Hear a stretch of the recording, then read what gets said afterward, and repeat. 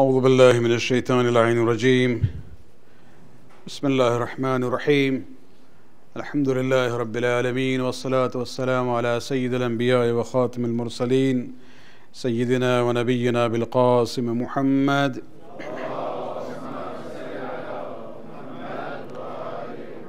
وعلى أهل بيته الطيبين الطاهرين المعصومين واللعنة الدائمة الباقية لأعدائهم من الآن إلى قيام يوم الدين. Amma ba'd, sisters and brothers in Iman, Assalamu alaikum wa rahmatullah. We have started with the tafsir of Surah Al-Qiyamah. This is the fourth evening. Of course, it is 5th of Ramadan, but we had this welcoming of Ramadan on the 1st. So the name of the surah itself reflects the theme of that surah. It is about Qiyamah, which is one of the three essential beliefs in Islam. If a person doesn't believe in Qiyamah, then that person cannot be classified as a Muslim.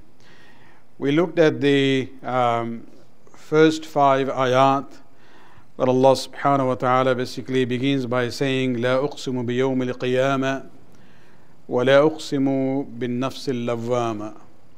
I swear by the day of resurrection, and I swear by the self-blaming soul, that voice of conscience that is known as nafs al-lawwama. And basically this is the qasam that Allah subhanahu wa ta'ala has, and the answer is implied that resurrection is the haqq and the truth. أَيَحْسَبُ الْإِنسَانَ أَنْ لَنْ نَجْمَعَ عِظَامَهُ.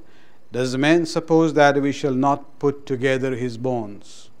So this is the question that people would have. How is Allah going to resurrect the bones once they decay and turn into dust? Allah subhanahu wa ta'ala's response is, Bala qadirina ala an nusawwiya banana.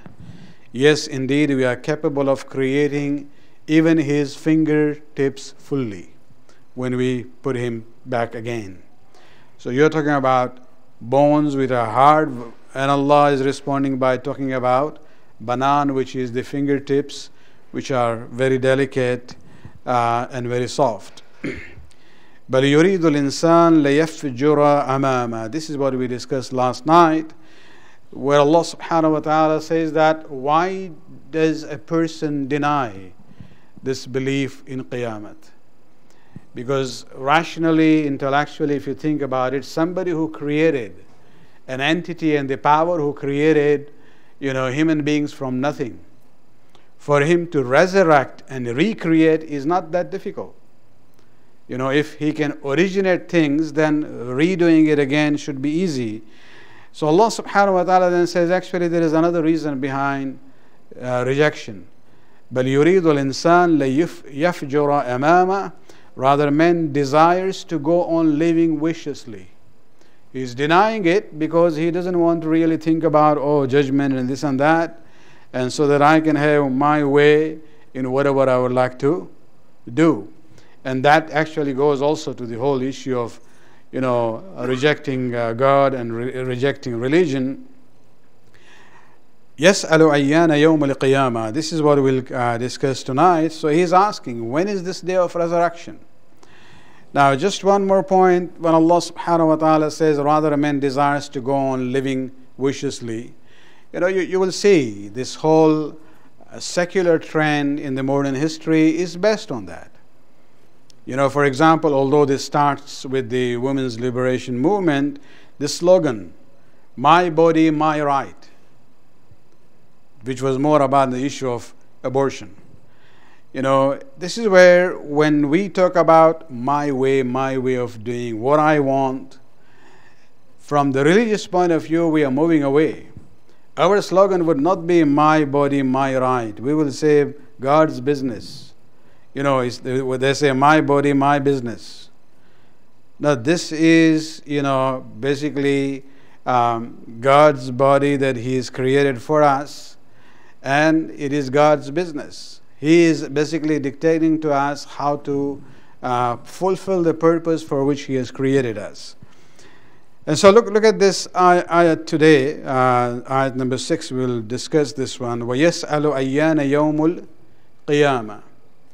He is asking, when is the day of resurrection? Now, those who believe in Qiyamah, they wouldn't be asking that. Because for them, the main concern would be not when will it happen. For the believers, the main concern would be that I should work to prepare myself for the day of resurrection. So my life should be from now on based on righteousness, so that I can gain that pleasure of Allah subhanahu wa ta'ala and salvation in the hereafter. It wouldn't be a concern, oh, when is it going to happen? After 30 years, so maybe I can relax in the first 20 years. No. For a believer, that's not a question when it's going to happen. And this question, coming in the context of Meccan life of the Prophet, was asked by people there who did not really believe. They were ridiculing this concept. And so they used to say to the Prophet, oh, you think that we will be resurrected? And he would say, sure. So then they will, as a ridicule, they will say, when is this going to happen? And so this question that Allah subhanahu wa ta'ala is quoting was not really a question coming out of, the sense of inquiry that they wanted to know. It was more trying to ridicule the Prophet and his message. So when will the Qiyamah happen? This concept of the end of this world is even accepted by modern science. If you look at Stephen Hawking, who died just recently, the famous scientist of our era, he gave a speech in Japan about the beginning of time. And it's interesting that, some of these scientists realized that, yes, the universe had a beginning. This concept that, the universe has existed from ever, this is not really sustainable from the scientific point of view.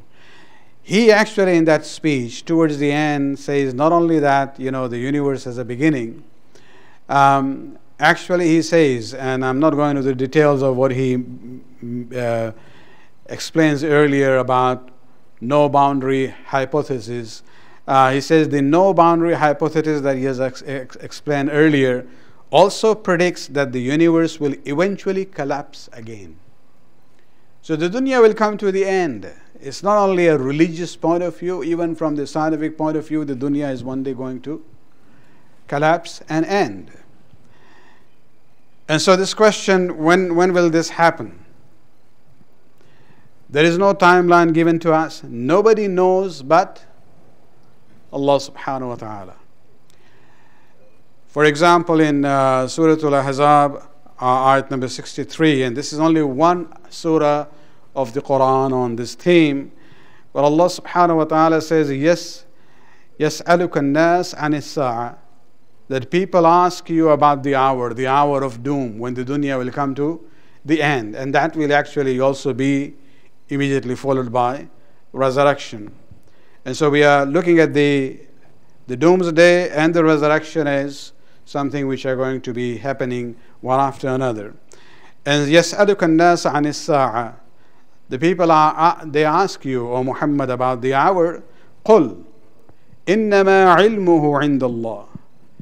The phrase innama in Arabic is used for hasr. Hasr means exclusivity.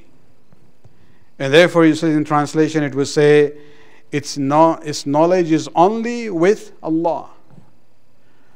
No Anbiya or Mursaleen, including our Prophet, no Imam or Awliya, no Malak knows about it. It is in the ilmuhu, in the Allah, only Allah subhanahu wa ta'ala knows. And therefore, Allah says, وَمَا يُدْرِيكَ لَعَلَّ السَّاعَةَ تَكُونُ قَرِيبًا. What do you know? Perhaps it is near. Especially this concept of the Qiyamah or the end being near. From our point of view, we can say, oh, it's still, centuries away. From Allah's perspective, it's like this the tape of the movie reel. When you look at it, there are frames in it. Allah subhanahu wa ta'ala is looking at it from the broader perspective. Coming of Rasulullah from Allah's wide angle is actually towards the end. So even the coming of Rasulullah is one of the signs of the end of the time. Although for us it's already 14 centuries have passed. But so for us we'll say, it's 14 centuries. The doomsday has not come. But from Allah's perspective, the last prophet is coming, and that is the beginning of the end. And so this is where Allah subhanahu wa ta'ala says, you don't know. لَعَلَّ السَّاعَةَ تَكُونُ قَرِيبًا. The hour of doom might be very close. And there are many, many other ayat. This is a shorter one that I selected. If you go to Surah number 22 or Surah A'raf, and there are many, many ayat where this theme that nobody knows when the dunya will come to the end, but Allah subhanahu wa ta'ala has been reaffirmed again and again and again. And so I would like to emphasize this point. We are not in the business of predicting the end of this world. There are religions out there who do that. And then they are forced to recalculate and say, we made a mistake in the calculation. For example, if you look at Jehovah's Witnesses, they have predicted the coming of Jesus and the end of the world many, many times. Their first prediction was in 1878. Nothing happened. We are still here, 2018. 1881, nothing happened. 1914, nothing happened. 1918, nothing happened. The last time they did this was they predicted that it will end in 1925. And so now they have decided that this is not really the right way. It's giving a bad image to us, because then you have to go and correct. So they come up with other theories. Spiritually it's gone. Physically it's still there. So all these tawjihat or interpretation don't have really any meaning. So you have to realize, as Muslims, we are not in the prediction of when the dunya will come to its end. And I would add here that we are not also in the business of predicting the zuhur of the Imam Ajjalallahu Ta'ala Farajul Sharif.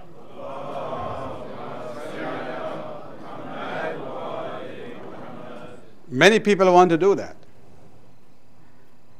We have Alaim Zuhur, we'll come to that later on. But what you realize, it's not my business or your business to go and find out when is Imam going to appear. My duty and your duty is just to be ready, even if he's going to appear tonight. Not to sit down and look at the numbers and ayat and this and that and try to figure it out, when he's going to come. There was a time when all these different political events take place. People get very mesmerized, and mashallah, some of the speakers also enjoy those moments when people have this kind of feelings, and they come up with some very za'if hadith on issues of saying, yes, now this is going to happen. When we had this Arab Spring in the Middle East, the dictators from Tunis to Libya to Egypt and then Yemen, all were they being overthrown by the protest of the people there. And the spring reached to Bahrain and it was stopped. Then the Western powers said, no, this is not Arab Spring. Why? Because the majority of the people were protesting with Shia. So if you're Shia, then you are not part of that. So that was the bias they played, and they wanted to then extend that to Syria. They have failed. Anyway, that's politics. But then when all these things were happening, there was a group in Iran. I don't question their intentions. They sat down, went to Biharul Anwar, 120 volumes, collection of ahadith. Remember, Allama Majlisi never claimed that whatever I have in Biharul Anwar is authentic and sahih. He did a great service by making sure all the ahadith and the resources are compiled so they are not lost for the future generations to come, who need to actually research, look at the ahadith and, shift the authentic ones from the unauthentic or the weak ones, and then study that. So they started to apply this whole issue of the Arab Spring to the zuhur of the Imam. And it was done very beautifully as far as their optics are concerned. A documentary was made where it says, Zuhur Bisyar Nazdik hai, something like that, which means the appearance of the Imam is imminent. And the way it was done was very technically, kind of, appealing to the lay audience. And they started to fit various ahadiths. They said, oh, this Abdullah of Yemen is the Yamani. And this, Sayyid Hassan Nasrullah, they fit him in somewhere. And Ayatollah Khamenei was fit somewhere else. And Ahmadinejad was the president those days, they fit him somewhere else. All these ahadiths, they somehow twisted them to apply on the personalities who exist now and the events which are taking place at that time. And it was good that, a great, many scholars, including the most prominent among them, Ayatollah Nasir Makarim Shirazi in Qom, really strongly objected to that. And he actually asked an institution which deals with the subject of the 12th Imam and the issue of zuhur and appearance of the Imam. He asked the scholars in that institution to sit down and review the documentary and come up with their assessment. And when they went through it, they actually came out with a very critical review that all these ahadiths have been, are mostly very da'if, and they have been also, some of the words have been changed to fit their theory. And so we have to be very careful about this issue. The main thing is that Imam will appear. He himself is praying for his appearance. Neither does he know, nor do we know when he is going to appear. Our duty is not to find out when is he going to appear. Our duty is to get ready that even if he is going to appear after half an hour. Salawat Pranik Para.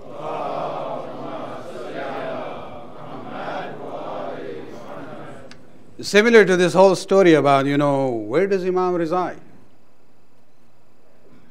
Our belief is in ghaibat. What does ghaibat means? He is alive, he is in this dunya, but we cannot identify him, we cannot see him in that way. Not that he is visible, invisible, no. But we will not be able to identify and recognize him. And people, again, using some stories and some hadiths, they try to find out, maybe he lives in Bermuda Triangle or the Greenland. All the stories they hear about, mystical areas. They don't know what is going on there. They say, Imam must be there. Oh. There was a speaker here somewhere in Toronto, not in our centers. He actually showed a video of passengers getting off of a ship from in Bermuda Triangle, and he describing, see, the officers who are checking their documents are the officers of the Imam. I was not really surprised about the speaker. I was surprised about the audience who were sitting there and accepting it. Nobody stood up to ask him that if you really believe Imam is in Bermuda Triangle, what are you doing in Toronto? Shouldn't you take the first flight and go there before even talking about this issue? But Allah subhanahu wa ta'ala wants to put the Imam in ghaibat, and you want to disclose where he lives. Think about it.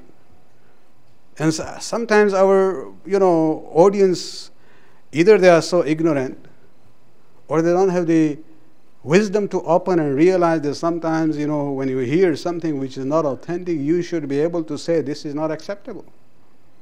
Anyway, I moved away from tafsir. Salawat Pranik Bara.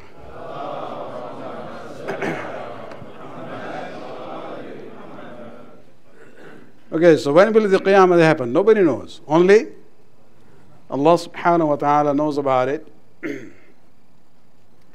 However, Allah subhanahu wa ta'ala responds to the deniers of Qiyamah by mentioning the signs before the doomsday, before the end of this world. So there are certain signs. And in Islamic theology, they are known as Ashratus Sa'a. Ashrat is from Sharat. Sharat means alama, sign. And Ashratus Sa'a means the signs of the hour, when the world will come to its end. So there are, some signs which are specific, some are very general. Most of them are in the Quran and some in the hadith of the Prophet. But here Allah subhanahu wa ta'ala basically mentions only two. So in response to this question, Ayyana Yawm al-Qiyamah, when is this day of resurrection? When is it going to happen? Allah subhanahu wa ta'ala gives two signs to us here. Number one, he's talking about what will be the state of a human being when the world comes to its end. The human being will be in this state of shock. And this is where the first ayat, as a response to that, says, فَإِذَا بَرِقَ الْبَصَرُ, when the eyes are dazzled. In a sense, they become kind of frozen.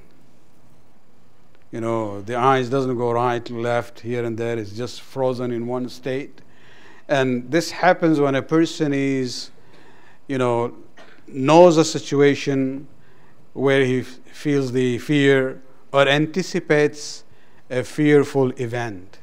This is where, the eyes become dazzled. Sometimes even if you know for sure something horrible is at the back, you don't even want to turn around to look. Because you think that if you just don't look, it might just disappear. It doesn't happen that way. But, so we are in a way fixed at that time, paralyzed in a way. And Allah subhanahu wa ta'ala basically says that when that time will happen, فَإِذَا بَرِقَ الْبَصَرُ, this is when the eyes will be dazzled. Because nothing can be more fearful than when you realize that the world is coming to its end. The first sign, the two signs that he's mentioning here in Surah Al-Qiyamah, the first one is that the moon will lose its light. وَخَسَفَ الْقَمَرُ. Now, khusuf basically means the eclipse. This is normally when we talk about, lunar eclipse, where the earth actually comes in between the sun and the moon. And, it's totally covered in that way. But here, it doesn't refer to that. What it means here is that the light of the moon will be gone. And we know that the light of the moon is not from itself. It is actually a reflection of the light coming from the sun. So the main source of the light is the sun. When it reflects on the moon, that's where you see the light there.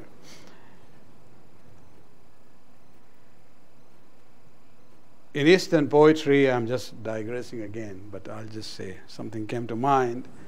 When we look at poetry in Urdu, Farsi, or even Arabic, when we compare, men and women or husband and wife, we say that the moon becomes the symbol of beauty because of the color and the light, coolness, and the husband becomes the sun. So that beauty is right. No doubt about it as far as, when we talk about beauty of someone. But we have to realize that light is not original. It is coming from the sun. So you can figure it out where is the origin of the sun anyway.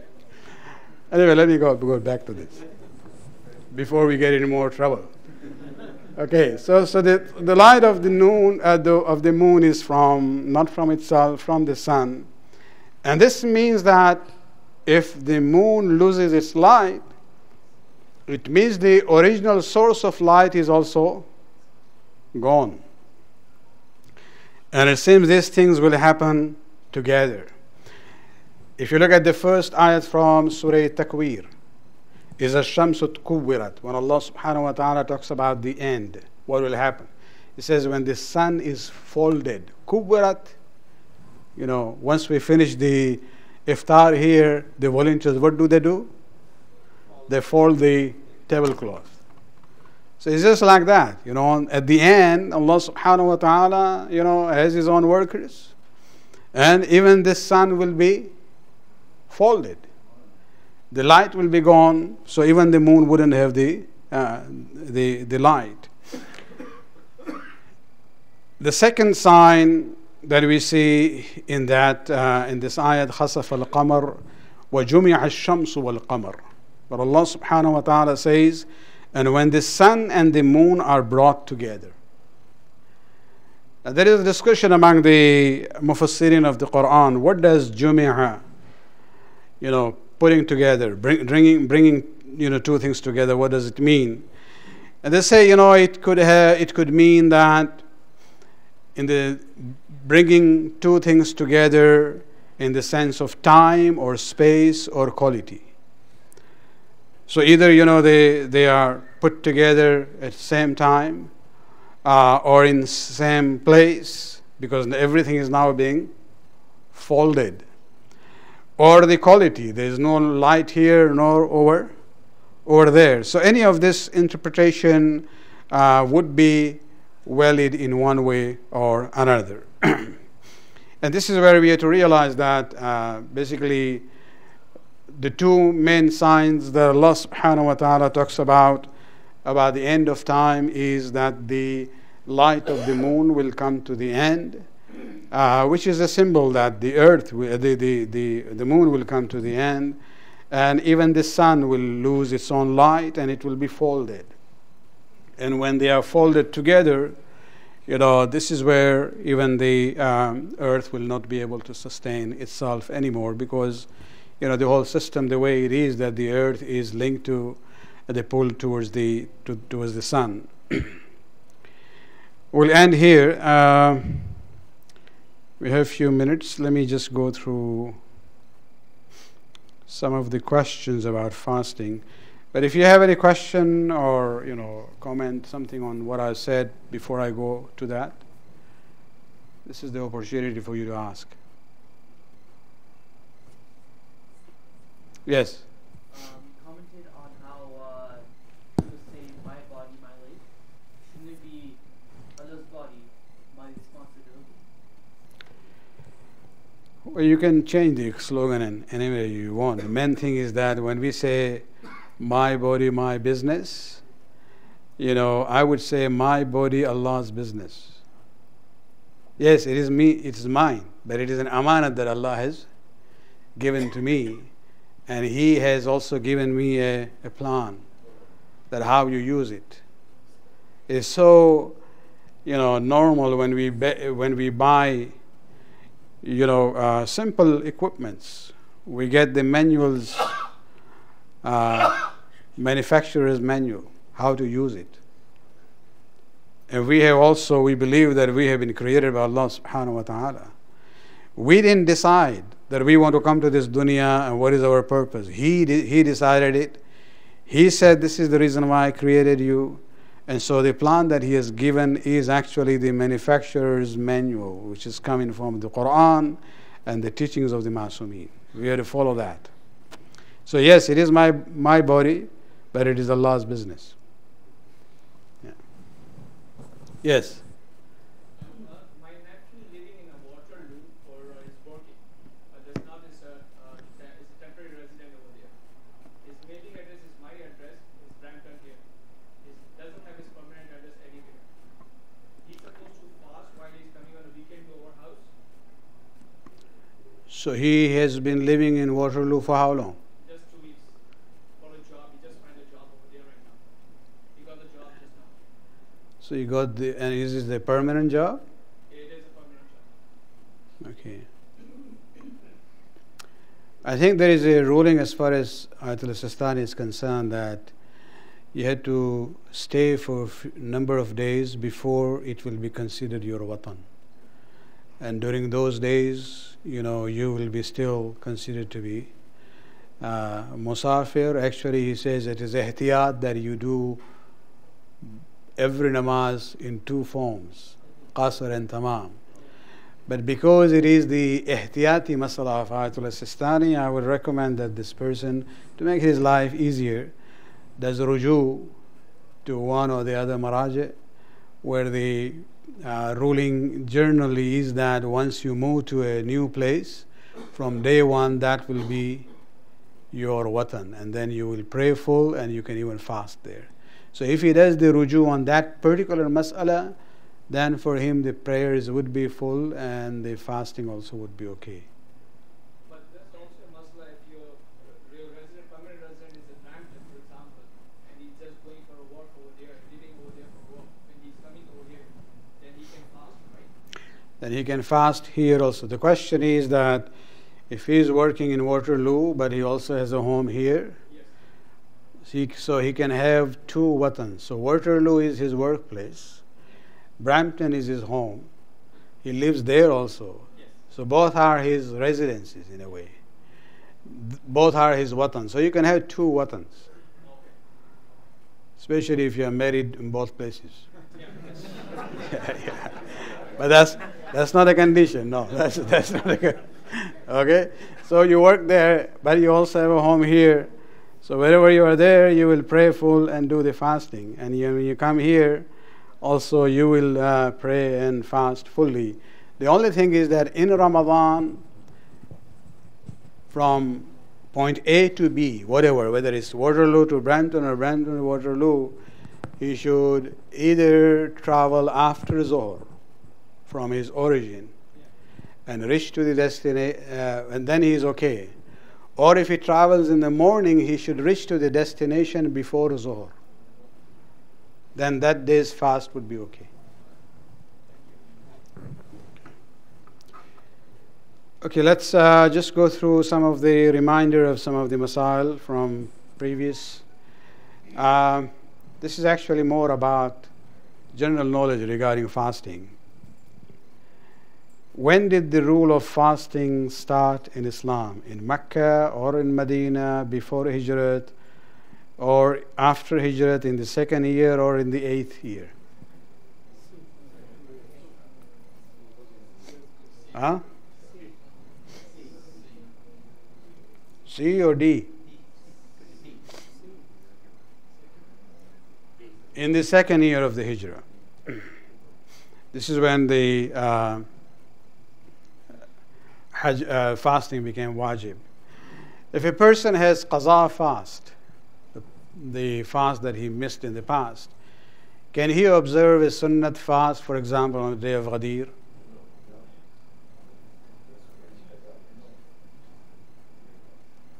If you don't know, just say C or D. That's easy. The answer is no. If you have a qaza fast, you cannot do sunnat fast. Rather, you should do the niyat of qaza.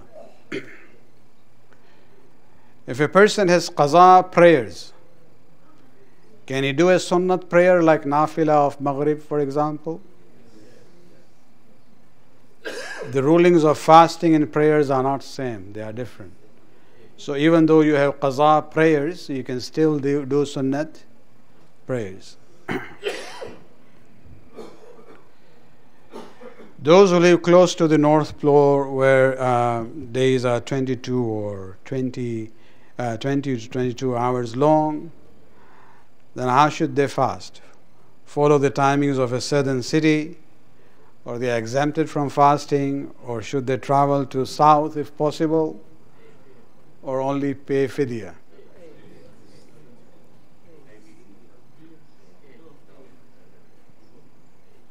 It's not A, it's not B, it could be C if it is possible, but if that is not possible, then you only pay fidya. So if you really are allergic to fasting, you move there and stay there, then you don't have to fast at all. Yeah. In which surah does Allah subhanahu wa ta'ala talk about fasting? We talked about it in last 2 days, actually even the first day. Surah Al-Imran, Surah Baqarah, Surah Al-Kawthar, or Surah Al-Jumu'ah. It is in Surah Baqarah. This is the ayat where Allah subhanahu wa ta'ala says, يا أيها الذين آمنوا كتب عليكم الصيام كما كتب على الذين من قبلكم لعلكم تتقون. The purpose of fasting is those 2 words, لعلكم تتقون. Hopefully you will acquire taqwa and righteousness. And the last ayat in that series also ends with the word يتقون. Well, Allah says, وَكُلُوا وَاشْرَبُوا. Eat and drink حتى يتبين لكم الخيط الأبيض من الخيط الأسود, until the black thread is distinct for you from the white thread. من الفجر means not really the thread, it means on the horizon you are able to distinguish the light and the darkness of the earth and the light which is in the sky. ثم أتم الصيام إلى الليل, and continue your fasting till the night comes in. This is where we say it's not till ghurub, it is till layl, till night. تلك حدود الله, these are the hudud, limits prescribed by Allah subhanahu wa ta'ala. فلا تقربوها. This is important to realize that Allah subhanahu wa ta'ala says these are the limits I have set. So nobody can say, okay, you start from Fajr, but then break your fast 5 hours before sunset. You are actually going against the text of the Quran itself. كذلك يبين الله آياته للناس. This is how Allah subhanahu wa ta'ala clarifies His signs and His commandments for the people. Ends the whole passage with the 2 words in the first ayat, لَعَلَّهُمْ يَتَّقُونَ, so that the nas, the people, will acquire taqwa. So that is the essence, beginning and end of this whole passage is to acquire taqwa of Allah subhanahu wa ta'ala. On this, just on a little bit of this, the Fajr time, for example, can you clarify the time on the calendar says, for example, tomorrow 3:55, but there is an ihtiyati element being put in there. Normally the timings that you will see, almost all communities have there, they have Fajr, the column for it, but before that there is a column which says Imsak. Now, Fajr is a time. Sunrise is a time. Zawal or noon hour is a time where the sun is at a position. Sunset is a time, or Maghrib is a time. Imsak is not a time. Imsak just means withhold your hand from eating. Don't put anything in your mouth. Hold on from eating and drinking. And that's not a time, that's just a precaution. If you look at the clocks in your own home, if you have 3 clocks, you will see there might be a couple of minutes, different from one another. So that ihtiyat before is to make sure that we stop eating and drinking before the actual time. So technically the fasting doesn't start with imsak, it starts with Fajr. But that is an ihtiyat, so 5 minutes before Fajr would be okay. You don't need, some of these timetables have half an hour imsak before that. I think that's really too much. 5 minutes, maximum 10 minutes imsak would be more than enough. But on the Fajr there is also mentioned that you can ihtiyat and don't pray at that time. Well, that sometimes there's a precaution about praying. So the fasting has to start with that Fajr time. Because there are some views where they say maybe, it's not yet exact time. Ihtiyatan, although it's just a recommendation. You can still do the namaz right away at the Fajr time. So if there is 10 minutes precaution advised, that's not for fasting, that is only for prayers. Because what happens when you want to have this ihtiyat and precaution demands that you stop eating and drinking before. On the other side, precaution demands that you actually say the prayer when the time has set in. So here you will do early, and this one you will do a little bit later. But there is the element of losing the fadila also, right? 10 minutes, I don't think you lose. That is the time you have to do nafila of subh. Yeah. You travel long distance and it's a planned trip. So like for example, you go into Chicago and you know like I'm leaving after Zuhur. Fasting or not? If you travel, Chicago is the home, Toronto is your home, and you're traveling from Toronto to Chicago and you travel after Zuhur, that day's fast is fine. But if you travel before Zuhur, then your fast is gone. You know you are traveling ahead of time, like I know 2 weeks. But it's okay, as long as you're allowed to travel when you're fasting after Zuhur. So that day's fast after Zuhur would be okay. So you allow, so you can go with the other side, you allow also to break the fast as well. No. Unless you book it before Zuhur, then you can eat. But if it's after Zuhur, then that day's fast would be valid. Yes. Excuse me, how come the Ahl Sunnah Jama'at, they interpreted the ayah when it comes to Sunnah Tummu Siyam al-Layl differently than us? Well, the reason is that they actually consider the sunset to the to be the beginning of night, whereas according to our understanding, there is a difference between ghurub and layl, and that's where the sun sets on the west, and we are told to still wait, not do the prayers or break the fast when the sun is setting. Rather, a little bit later when the light in the eastern horizon has disappeared, has become dark on that side. For that would be the sign for us that the layl and night had started. So because of that difference in how we define layl, there is a dispute between the Shias and Sunnis. Yeah, because they had this discussion with them. Yeah. But you should talk about this. It doesn't say, there is a term in Arabic, al-ghurub. No, even I showed them at the end Yeah, of the yeah, ayah, yeah. I know, but they Yeah. said that is your interpretation of it. Well, we'll go with the interpretation of the Ahlul Bayt. Yeah, that's how it would be. Salawat.